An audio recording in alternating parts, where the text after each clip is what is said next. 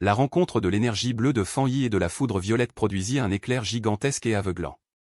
L'énergie explosa en une colonne de lumière colossale tandis que Fan restait imperturbable face à cette force dévastatrice. Au sein de cette énergie chaotique, le système de Fan Yi détecta l'énorme quantité de puissance de la foudre et la traita rapidement. L'absorption fut un succès. Le système annonça que Fan Yi avait acquis une nouvelle compétence puissante, invoquer la foudre pour frapper ses ennemis et les absorber, lui permettant ainsi de dépasser ses propres limites. Fan Yi songea à repousser ses limites tout en observant calmement la tempête. Il savait que, dans des conditions normales, chaque compétence avait une limite stricte. Il fallait des conditions particulières et une grande puissance spirituelle pour réaliser une percée, ce qui était rare. Cependant, un sourire confiant apparut sur son visage alors qu'il tenait un amas de foudre violette. Il comprit que sa nouvelle compétence s'affranchissait de ses règles habituelles. Indemne au sein de la foudre violette, il remarqua qu'il pouvait désormais utiliser la foudre pour continuer à gagner en puissance. Il savait aussi que la foudre était une force de la nature irrésistible, une arme redoutable. Il était heureux d'avoir obtenu un atout aussi précieux sur cette montagne ordinaire. Soudain, un avertissement strident vint briser ses pensées. Il ressentit une énergie intense émanant du sommet de la montagne. Sachant qu'il n'était plus rejeté par l'énergie du tonnerre, il s'enveloppa d'éclairs violets et s'envola vers elle. Il atterrit dans une zone désertique où des énergies roses et violettes frappaient le sol. Son système détecta une entité en chute libre appelée un trône. À mesure qu'il s'approchait de la lumière, le système expliqua qu'il s'agissait d'un trône du tonnerre. Un trône d'énergie violette pure apparut. Le système expliqua que ces trônes possédaient un pouvoir spirituel ancestral et étaient venus sur Terre à la recherche de leur maître. Intrigué, Fan Yi s'avança vers l'objet lumineux et tendit la main pour toucher le nouveau trône du tonnerre. Lorsque ses doigts effleurèrent la structure violette, un éclair d'énergie soudain repoussa sa main. Un avertissement du système l'informa que le trône du tonnerre avait un maître et le rejetait. Fan Yi fut stupéfait. Il regarda de plus près et aperçut une petite vigne de gore poussant sur le trône. Il fut émerveillé que l'entité ancestrale ait choisi une simple plante comme maître. Fan Yi sourit, pensant qu'en cette nouvelle ère d'énergie spirituelle, tout être vivant, de la simple fleur à l'herbe, pourrait bénéficier d'opportunités extraordinaires et atteindre la grandeur. Soudain, une fleur spirituelle rouge apparut sur le manteau de Fan Yi. On lui demanda qui l'avait appelé. Fan Yi déposa la fleur rouge sur le siège flottant, supposant que la vigne l'avait perçue et avait entamé une communication avec elle. Le fauteuil violet lumineux flottait joyeusement dans les airs. Il salua la fleur rouge, qui transmit le message du fauteuil à Fan Yi. La liane le salua et souhaita devenir son ami, car ils étaient les premiers êtres de son espèce qu'il rencontrait. Fan Yi, ravi, se sentit presque comme une plante. Il comprit que le fauteuil le désirait probablement parce qu'il venait d'absorber la même énergie foudroyante qui alimentait le trône. La fleur rouge expliqua que la liane ne pouvait pas encore partir. Elle avait consommé une grande quantité d'énergie et devait dormir profondément pour l'assimiler. Comprenant cela, Fan Yi sut que la liane avait trouvé une occasion en or. Il pensa qu'une fois qu'elle aurait absorbé l'immense puissance du trône, elle évoluerait autant que sa fleur spirituelle. Avec un sourire amical, Fan Yi tendit la main à la liane lumineuse et la lui serra. Fan Yi accepta qu'il était trop tard pour revendiquer le trône, mais il ne le volerait pas. Il valait mieux nouer une amitié ici, car affronter un maître aurait coûté trop cher.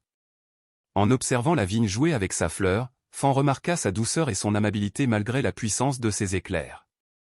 Il se réjouit de son désir de dialoguer, rassuré qu'elle ne représenterait aucune menace pour l'humanité. Cependant, son visage se fit grave lorsqu'il réalisa que ce trône n'était pas le seul. Pensant aux autres trônes qui s'éveillaient à travers le monde, s'emparer de l'un d'eux deviendrait son objectif principal. Il entrevoyait également le danger, si un trône pouvait choisir une plante, il pourrait tout aussi bien choisir un monstre maléfique.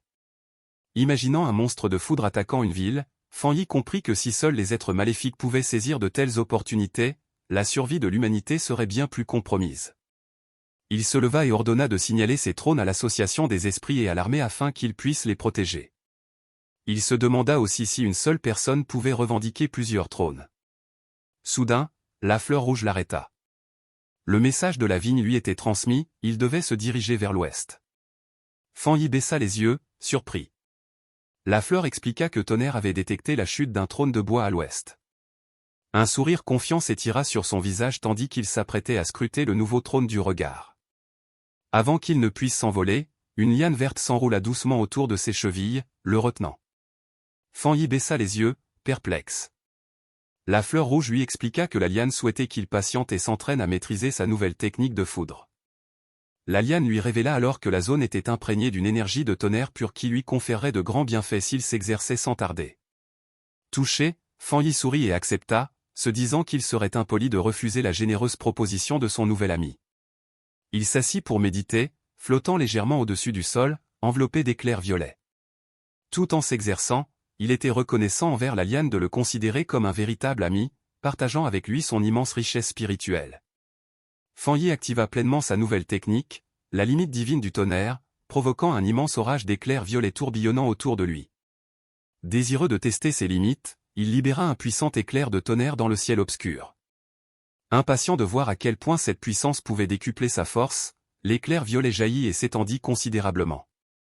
Au cœur de la tempête chaotique, les yeux de Fan Yi brillèrent tandis qu'il activait sa technique de respiration du soleil doré.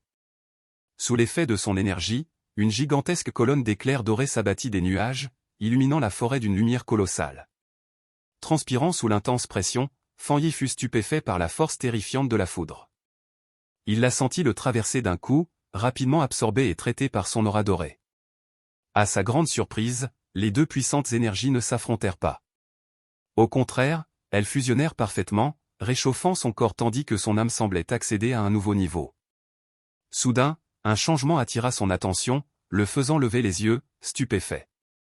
Dans la lumière de l'aube, un dieu bleu géant en méditation apparut dans le ciel. Le système annonça que sa technique de respiration du soleil d'or avait dépassé ses limites et atteint sa pleine évolution. Fan Yi fixa sa main, observant l'énergie dorée scintillante qui l'enveloppait après cette évolution. Le système nomma cette nouvelle technique du soleil divin dévorant le ciel. Il expliqua que Fan Yi agissait désormais comme un soleil, ce qui lui conférait une capacité accrue à absorber et à traiter l'énergie spirituelle du monde. Alors qu'il utilisait sa technique, une épaisse énergie spirituelle se forma et s'abattit sur la forêt comme une pluie d'or. Flottant dans les airs, les bras étendus, Fan savourait une sensation extraordinaire. Il sentait la pure puissance spirituelle des montagnes et des forêts l'envahir comme une pluie torrentielle. Soudain, un changement inattendu se produisit en lui. Une gigantesque image dorée et flamboyante de lui-même brillait de mille feux. Il comprit que l'énergie colossale l'avait propulsé aux prémices du royaume Jingang à 2 étoiles. Le système le confirma. Il indiqua que son attribut Yangang extrême et le nouveau tonnerre du vide se mêlaient pour purifier ses veines, amorçant ainsi sa percée vers le royaume Jingang à 2 étoiles. Un sourire confiant illumina le visage de Fan Yi. Ses yeux brillaient d'une énergie dorée intense tandis qu'il s'émerveillait de la croissance fulgurante de sa puissance. Que va-t-il lui arriver ensuite? À votre avis, que va-t-il se passer? La réponse dans le prochain épisode. Restez connectés et n'oubliez pas de vous abonner. Si vous avez aimé cette vidéo, n'hésitez pas de cliquer j'aime.